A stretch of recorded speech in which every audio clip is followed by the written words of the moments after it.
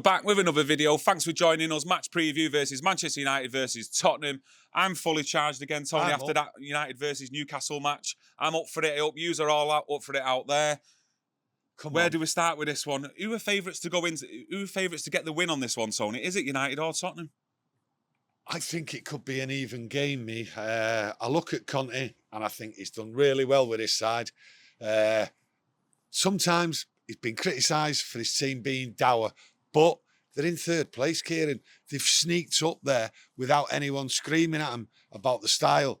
I like the style. I think he's resolute in the 90 minutes, the way they play. But with this Tottenham side, I always see a mistake, a chance what can be created. This is going to be a tight game, in my opinion, and I think there's only going to be a couple of chances, and they were going to make the mistake. And United have got to pounce on it. They've not been pouncing on the mistakes or any chances recently, and they've got to jump on it. We need that chance, and we need a deadly striker. That's what we want on the night. They've been accused over the years, Tottenham, really, of having, let's say, a soft centre. Yeah. Do you see that's changed under Conte? No, Conte's got them all working together. They all seem to be looking out for each other, whether they're getting fouled or anything. They're in there, they get stuck in. They are a compact team. They're not the most free-flowing scoring side unless Kane and Son are on form.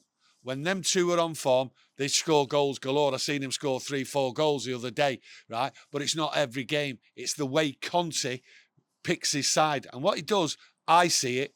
I see he picks a side for that one game. Yeah. It's not the same every game, and he changes. And I think when he comes to Old Trafford, I think what he's going to do is try and catch us on the break. Yeah. How much of a blow do you think it is for them that Richarlison's out? I think Kulusevski's still out. He's still nursing. I think it's a groin injury or an hamstring injury. Yeah.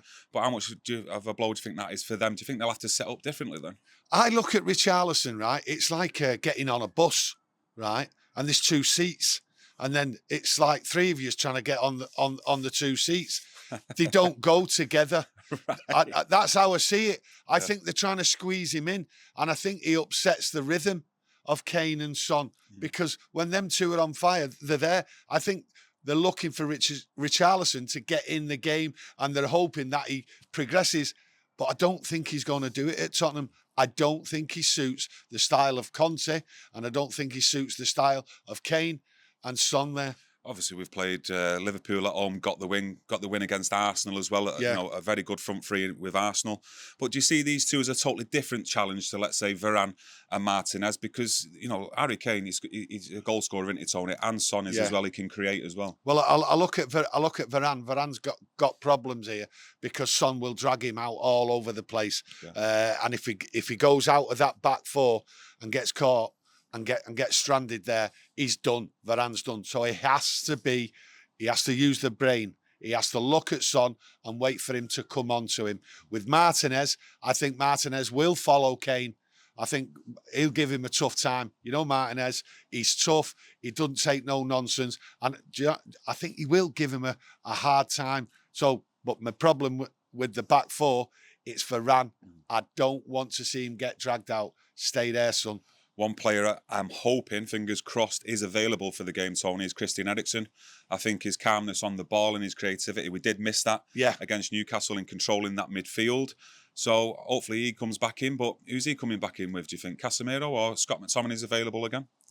Well, see, it's hard what's going on here. I think Casemiro will be there. Eriksen has to come back in.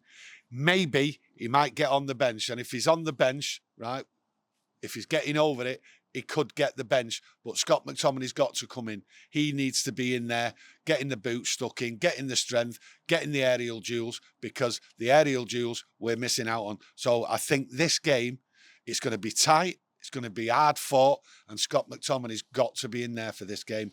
Eriksen, I think, I'd love him to be on there, but I don't think he can quite make it, especially with the flu symptoms, what he's had. Well, fingers crossed he does make it, because I think it was a big miss. Big miss. Against Newcastle, so fingers crossed with that one.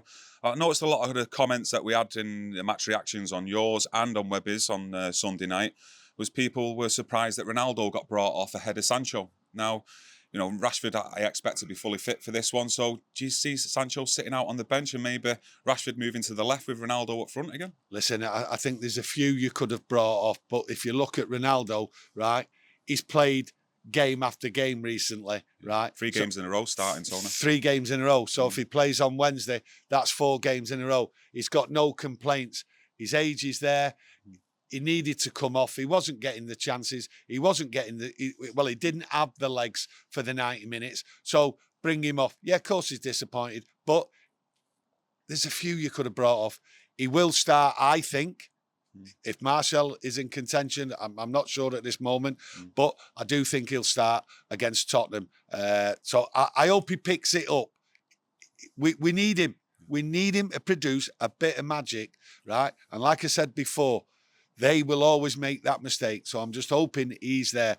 And what a poacher he is. Are you still seeing improvements under Erik Ten Hag? We've had, a few games now into the league season.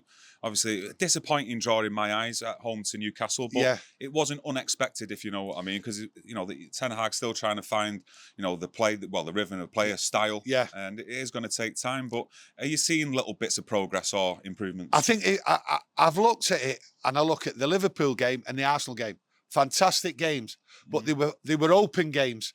And anyone comes open, I refer back the other day when I mentioned Leeds. When we play Leeds, we love playing Leeds because they're open and we look great.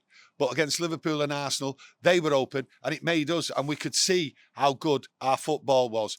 But when you look at the likes of Everton away, Southampton away, Leicester away, we was compact. We wasn't open. In other words, Ten Hag has changed his style. And the same thing came on Sunday at Newcastle. He played compact, trying to keep hold of the ball. So he's picking a rhythm, a style for each game. This open football, what everyone expects and what we all love and what we want and what Manchester United is all about, I don't think we're going to see it. Ten Hag, right, has to get to the last game. We've got another 5 league games. He has to get to them 5 league games before we get the break, right, and get as many points as he can to have a reset in January when we come back. And then he can go for it, because if we're off the top 4, he knows what he has to do. He has to go on the attack. But for now, I think he's just trying to pick up points here and there, and he's using each game, tactically changing it. And the away games, I think he's just being more compact. And against Newcastle, he did the same. A dour 0-0 draw.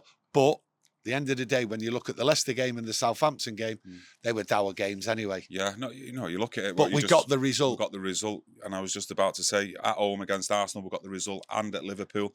I don't see no reason why we can't get the 3 points here against Tottenham. But also with Manchester United, we've been accused of, not just this season, but over the years, where we've struggled to create against teams who, let's say, play on the counter-attack, play compact, don't give really much space in between the lines. Now, Tottenham can play like that, can't they? With 3 at the back with the wing-backs. Yeah. So we need to we've got to be on it creativity-wise, like with plays like your Bruno. Yeah. And do you expect, I don't know, do you expect a lot of chances in this game? Because if you look over the last, let's say, 3 games, including the Europa League game, there's been a lot of chances there for Manchester United that's been created, but we've not stuck them away, Tony. But in certain games in the league, especially with Sunday, what's happening, the way I see it, you let me know if you think differently, right, is that the wingers aren't out touching the line, far up, they're coming back to receive the ball, and that's the problem. And with us just having the striker in Ronaldo at the moment, he's up there. He's not getting the ball through. They are not taking on the wingers. I think it's a struggle, and I think that's the way he'll set up. He's asking the wingers to come back and collect the ball, staying tight. Yeah, like with you just saying that, actually, I totally agree. I'm going to end it on that one. I was going to mention something. We need a score. We need a score here. Do you know what? I was going to actually say that. You've just reminded me. We need a score. You have actually just reminded me. I was thinking of dinner, to be honest with you, or some food. You're trying to dodge it, weren't you? I was. I was thinking I'm starving. I've had hardly anything. We need a score.